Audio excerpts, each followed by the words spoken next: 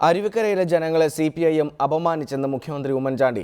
UDF ആരെയും പുറത്താക്കാത്തതുകൊണ്ട് ആരെയും തിരികെ ക്ഷണിക്കാനില്ലെന്നും മുഖ്യമന്ത്രി പറഞ്ഞു. UDF പണവും മദ്യവും ഒഴുക്കുന്നുവെന്നാണ് പിറവത്തും നെയ്യാറ്റിൻകരയിലും CPIM ആരോപിച്ചത്.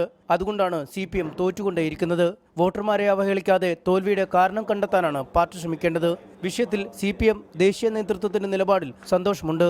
പിറവത്ത് തോറ്റപ്പോഴും നെയ്യാറ്റിൻകര തോറ്റപ്പോഴും ഇവരെന്താ പറഞ്ഞത് നിങ്ങളൊന്ന് എടുത്തു നോക്കിയാൽ മതി. ഇത് തന്നെയാണ് പറഞ്ഞത്. അതുകൊണ്ട് തന്നെയാണ് ഇവർ ഇങ്ങനെ തോറ്റോണ്ടേ ഇരിക്കുന്നത്. ഇതിപ്പോൾ അരുവിക്കരയിലെ വോട്ടർമാരെ അപമാനിക്കുകയല്ലേ ചെയ്തത്, അവഹേളിക്കുകയല്ലേ ചെയ്തത്. പരാജയത്തിൻ്റെ കാരണം കണ്ടുപിടിച്ച് അത് തിരുത്തുന്നതിന് ശ്രമിക്കുകയല്ല. മന്ത്രിസഭയിൽ ഇനി മാറ്റത്തിന്റെ ആവശ്യമില്ല. ഡെപ്യൂട്ടി സ്പീക്കർ സ്ഥാനത്തിൽ ഉടൻ തീരുമാനമുണ്ടാകും. UDF ആരെയും പറഞ്ഞുവിടാത്തതിനാൽ തിരിച്ചു വിളിക്കേണ്ട ആവശ്യമില്ലെന്നും ബാലകൃഷ്ണപിള്ളയെ പരാമർശിച്ച് മുഖ്യമന്ത്രി പറഞ്ഞു. ഞങ്ങൾ ആരെയും തിരിച്ചു കൊണ്ടുവരാൻ ശ്രമിക്കില്ല. ഞങ്ങൾ ആരെയും പറഞ്ഞു വിട്ടിട്ടുമില്ല. പറഞ്ഞു വിട്ടവരാണെങ്കിലല്ലേ തിരിച്ചു വിളിക്കേണ്ടത്. ഇപ്പം CPM ഇങ്ങനെ വിളിച്ചുകൊണ്ടിരിക്കുകയല്ലേ. എന്താ അവർ പുറത്താക്കിയവരാ. മാധ്യമങ്ങൾക്കെതിരായ അക്രമങ്ങളോട് UDFന് യോജിപ്പില്ല.